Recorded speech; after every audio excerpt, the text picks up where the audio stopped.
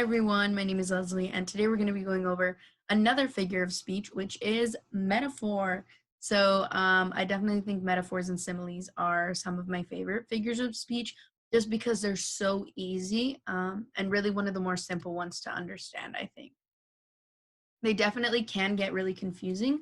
So this is where I'm going to step in and try to help you as best as possible, but we're going to keep it also as simple as possible so that you're able to get the most out of it. So here we go, metaphors.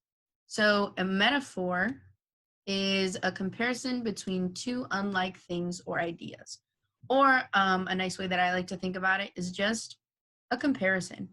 Um, the difference between a metaphor and a simile is that a metaphor is a comparison between two unlike things or ideas, and a simile is where you use like or as. So that's kind of where those two differ and they come together, and you'll see that. Um, but here we have some examples of metaphors. So this one in particular, heart of stone.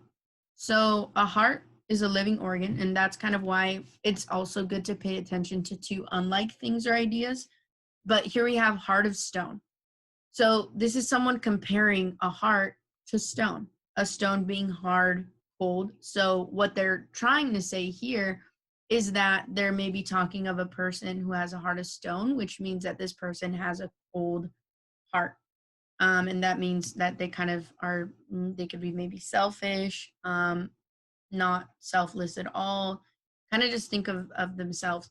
So the unlike comparison here is a heart, which is a living organ, and a stone, which is an inanimate object. And they're very different because a heart beats and it's warm, and a stone is cold. Um, so comparing those two unlike things is where you get that metaphor, especially because a heart isn't literally made of stone. So again, going back to that literally is a good way to think of these comparisons. A heart isn't literally stone, but it's a good comparison to say a heart of stone, because when you think of stone, you have that negative connotation to where you're like, a stone is cold. So that means in relation, the person is probably cold. So the next one, time is money.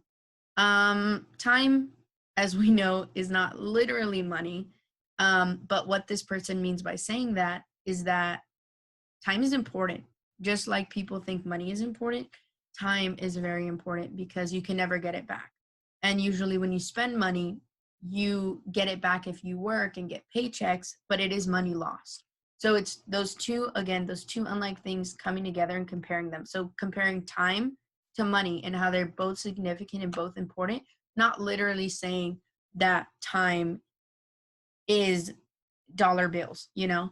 The next one, the world is a stage. You've probably heard that one as well. And again, comparing the world to being a stage. And we all know what a stage looks like. And it kind of just varies by what the stage is being used for.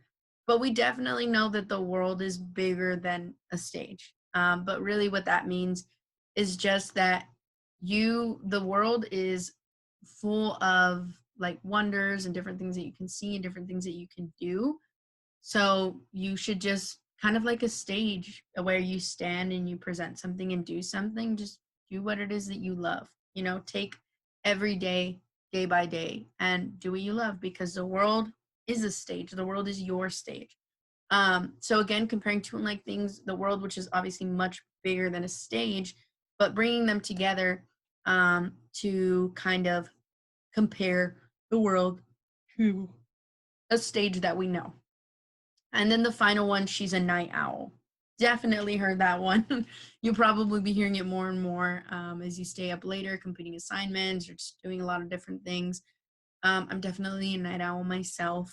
And that's kind of just because, I don't know, I do my best work at night. I, I don't know. So she's a night owl. They're comparing a female to being a night owl, but they're talking about a person. So she is not literally a night owl because she's a person, but a night owl in that she stays up late at night. She does this at night. She doesn't go to sleep until like 2 a.m. That's kind of that comparison. But again, bringing those two unlike things and comparing them. So I hope that that definitely helped. Remember, just keep in mind, metaphor is going to be without like or as. Okay. I hope that that helped.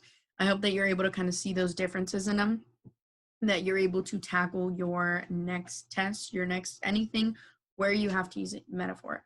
But I also challenge you to maybe if you read a book, if you read a poem, try to spot those metaphors for yourself. A lot of poets use it. It's just really common. So definitely think you can do it.